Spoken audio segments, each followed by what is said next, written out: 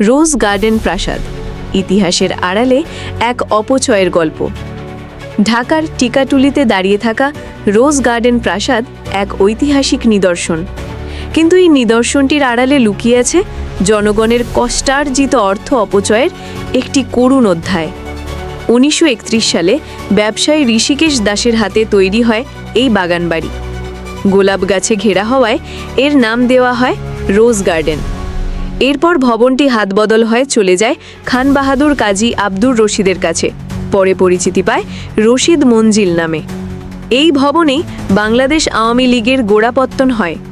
1949 সালে 23 জুন এই বাড়িতেই পূর্ব পাকিস্তান আওয়ামী মুসলিম লীগ বা বর্তমান আওয়ামী লীগ গঠনের পরিকল্পনা হয়। হোসেন শহীদ সোহরাওয়ার্দী ও আবুল হাশেমের নেতৃত্বাধীন তৎকালীন বঙ্গীয় প্রাদেশিক মুসলিম লীগের একাংশের সম্মেলনের মধ্যে দিয়ে 1949 সালের 23 জুন ঢাকার টিকাটুলির KM দাস লেন রোডের রোজ গার্ডেন প্রাসাদে পূর্ব পাকিস্তান আওয়ামী মুসলিম লীগ প্রতিষ্ঠিত হয়। এর সভাপতি হন মৌলানা আব্দুল হামিদ খান ভাসানী। শামসুল হক সাধারণ সম্পাদক নির্বাচিত হন।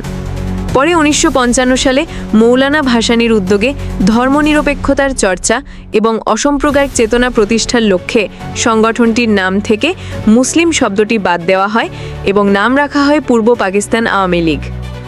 দীর্ঘদিন নাটক এবং সিনেমার শুটিং স্পট হিসাবে ব্যবহৃত হওয়া এই ভবনটি 1989 সালে প্রত্নতত্ত্ব অধিদপ্তর সংরক্ষিত ভবন হিসাবে ঘোষণা দেয়। কিন্তু মূল ঘটনা শুরু হয় এরপর। 2018 সালে বাংলাদেশ সরকার রোজ গার্ডেন প্রাসাদটি 331,70,02,900 টাকা খরচ করে কিনে নেয়। উদ্দেশ্য ছিল আওয়ামী লীগ দলের জন্মস্থান হিসাবে ভবনটির স্মৃতি সংরক্ষণ।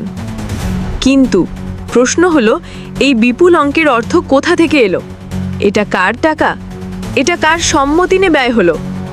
এই টাকা এসেছে জনগণের করের টাকা থেকে। যে অর্থ দিয়ে হাসপাতাল হতে পারত, স্কুল গড়ে উঠতে পারত, খাদ্য নিরাপত্তা বাড়ানো যেত, সেই অর্থ খরচ করা হয়েছে একটি ভবনের জন্য, শুধুমাত্র রাজনৈতিক স্মৃতি ধরে রাখার খাতিরে। এটি কি একটি ঐতিহাসিক ভবন? অবশ্যই। এটি কি সংরক্ষণযোগ্য?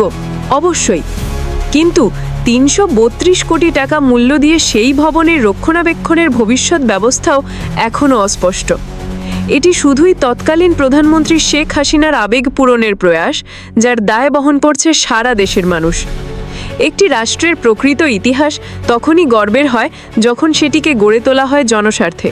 কিন্তু কোনো ব্যক্তিগত বা দলীয় ইচ্ছার পেছনে 332 কোটি টাকা ব্যয় করা নিঃসন্দেহে একটি প্রশ্নবিদ্ধ সিদ্ধান্ত। সময় এসেছে ভাবার, ইতিহাসের নামে আবেগ নয়, দায়িত্বশীলতা প্রয়োজন।